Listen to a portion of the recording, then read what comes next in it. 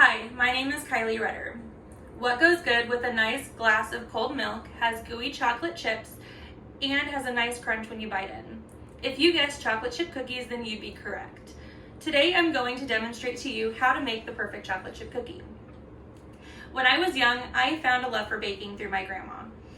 We would frequently have sleepovers, and one of our traditions was to make a chocolate chip cookie. So she instilled in us the importance of knowing your ingredients and how to properly measure out your ingredients, and that these were the basics on basically how to make the perfect chocolate chip cookie. The recipe that we're going to use today was handed down by my great grandma to my grandma, from my grandma to my mom, and then from my mom now to me. So the first thing I'm going to do is tell you a little bit about the history of the chocolate chip cookie and where it came from and who made it. Secondly, I'm going to share with you the ingredients and the materials that you need to make a cookie. And finally, I'm going to go through the motions and demonstrate how to actually put it together. So back in 1938, a woman named Ruth Graves Wakefield lived in Whitman, Massachusetts, and she worked at an inn called the Toll House Inn. This is where she made home-cooked meals and baked goods for people who passed through town. Before she invented the chocolate chip cookie, one of her more known baked goods was her butterscotch nut cookie served with ice cream. Well, she wanted to try something new to keep customers coming back, and so in 1938 she invented the chocolate chip cookie. From Boston Magazine, writer Stephen Anir wrote in September of 2013 that he had an interview with one of Ruth's daughters and wanted to talk about a theory and how the chocolate chip cookie was made. There were two. The first one was that she put the chocolate chunks into the cookie thinking that when she put it in the oven, it was going to melt and make the cookie chocolate and not stay in a chunk form. But Ruth's daughter quickly put this to rest and basically said it wasn't true, that when she put them in, it was intentional, and thus the chocolate chip cookie was made in 1938.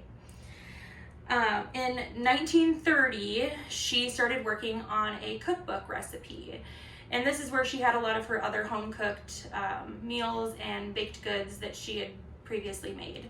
It wasn't until 1938 when she made the chocolate chip cookie that her cookbook was published, and that was according to Carolyn Wyman, who is the author of the Great American Chocolate Chip Cookie book, which was published in 2013. So now that I've shared with you a little bit of information on the history and where it came from and who made the chocolate chip cookie, I'm going to talk about some of the materials that you're going to need in order to make it and the ingredients. First, we're going to start with the materials that you're going to need. The first thing you're going to need is a mixer. I use a KitchenAid mixer. You can use a hand mixture. You can use a spatula, whatever you have available to you. The second thing that you're going to need is a bowl to put your flour and your baking soda and your salt in. Second thing you're going to need is a sifter. I use a sifter for the flour because it breaks it down and makes it easier to mix everything together. It doesn't give you clumps. Second material that you're going to need is a spatula. This is what you're going to use to make sure everything is mixed together at the end and there's no residue left over on the outside of the bowl. Next two things you're going to need are your measuring spoons. This is going to measure out your smaller ingredients such as your baking soda and your salt and your vanilla. The next thing you're going to need is a measuring cup. This is what I use. There's also other measuring cups of different various sizes if you want to use that. And finally, the last thing that you're going to need is your baking pan to put your cookies on. As far as ingredients go, you need 2 sticks of butter. I use salted butter. You need flour, usually all-purpose flour. You need regular sugar. You need light brown sugar, chocolate chips, vanilla, salt, and baking soda, and you need 2 eggs to use. And that is all that you need as far as ingredients goes. So now we're going to get into putting all of these ingredients and materials together and creating the chocolate chip cookie. So the first thing that you want to do is make your flour mixture and set that aside so that it's ready to use. So we're going to take our flour, and we need 2.5 cups. So I'm going to take my mixture, and we're going to measure out 2 cups and pour it into our bowl. And then we need 1/2 cup still.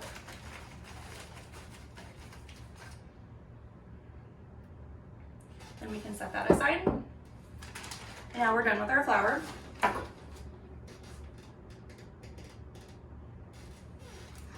The next thing that we're going to do is we're going to do 1 teaspoon of salt, and we're going to add that into our flour mixture. And the final thing that needs to go into this bowl is 1 teaspoon of baking soda. After you put those things together, you can take your spatula and just mix it together. And then you're going to set it aside. You don't need that until the end. So now we're going to take our butter. We have 2 sticks, and we're going to put it into our mixer. You want your butter to be at room temperature. This is going to allow for your butter to mix easily and again not have clumps. The next thing we're going to do is we're going to take our brown sugar, and we need 3/4 of a cup of our brown sugar. So we're going to use either a 3/4 cup, or you can just use the 3/4 if you have one of these guys. And you're going to pour that into your butter mixture. And now we're done with our brown sugar. The next thing you need is your regular sugar. You again need 3/4 of a cup of this. And you're going to pour that in as well. And the final thing you need before you mix is your vanilla. Now vanilla, you can either use imitation vanilla or pure vanilla. Either one works. I use imitation vanilla. It's slightly cheaper and still gives you the same taste. So you're going to pour that in.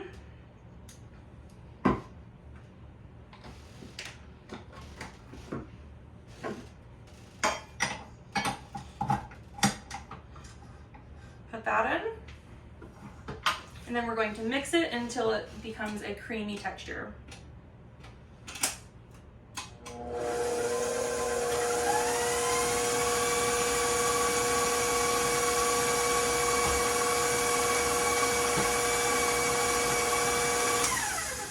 So after that is mixed together, we're going to add our 2 eggs.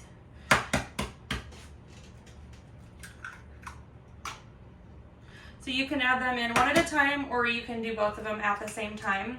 I found that it doesn't make much of a difference when you do this. And then you're going to mix this again until the eggs are mixed in with the rest of your batter.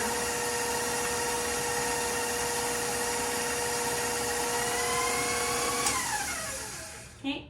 Once that's all mixed together, you're going to start slowly adding in your flour mixture. So you don't want to add in all of your flour mixture all at once. You're going to add just a small amount at a time. That way your flour doesn't go flying everywhere.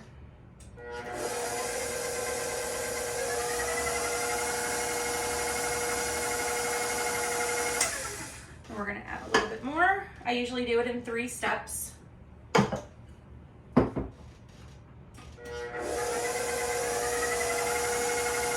So all-purpose flour is what Ruth Wakefield used when she did her original recipe. It's all that I've ever used. I've never used any other kind, so I'm not sure if anything else would make a difference in when you're making a recipe. This is just what I found works well. So this is the last of the flour we're going to mix in.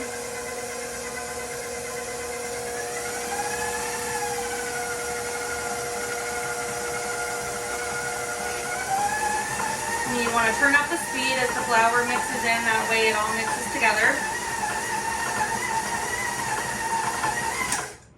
So once all of your ingredients are mixed together, the last thing that you're going to add is you're going to add in a cup of chocolate chips. This is your last ingredient that you need. You're gonna add those in and mix that together.